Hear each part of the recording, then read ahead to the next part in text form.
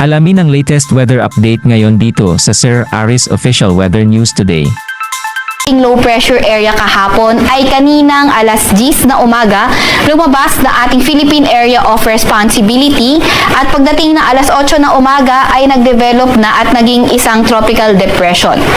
Kaninang alas 3 ng hapon, yung kanyang lokasyon ay nasa may layong 1,520 kilometers east-northeast ng extreme northern Luzon. Itong tropical depression na ito ay wala namang direktang epekto sa kahit na anong bahagi ng ating bansa.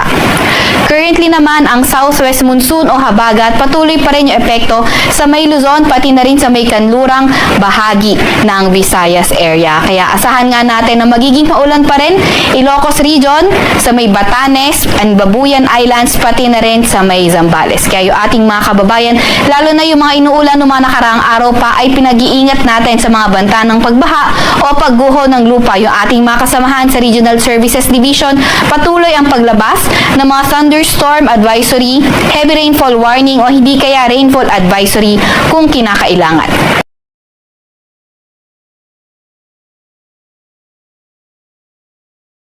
Ito ang latest weather update. Alamin ang pinakasariwang ulat panahon ngayon dito sa Information TV Educational Channel 2. Ang low pressure area kahapon ay kaninang alas 10 na umaga lumabas na ating Philippine Area of Responsibility at pagdating na alas 8 na umaga ay nagdevelop na at naging isang tropical depression.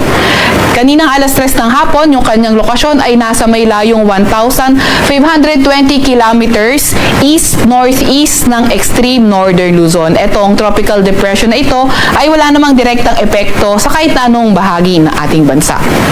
Currently naman, ang southwest monsoon o habagat patuloy pa rin yung epekto sa may Luzon pati na rin sa may kanlurang bahagi ng Visayas area. Kaya asahan nga natin na magiging maulan pa rin Ilocos Region, sa may Batanes and Babuyan Islands pati na rin sa may Zambales. Kaya yung ating mga kababayan, lalo na yung mga inuulan ng mga nakaraang araw pa ay pinag-iingat natin sa mga banta ng pagbaha o pagguho ng lupa. Yung ating mga kasamahan sa Regional Services Division, patuloy ang paglabas ng mga thunderstorm advisory, heavy rainfall warning o hindi kaya rainfall advisory kung kinakailangan.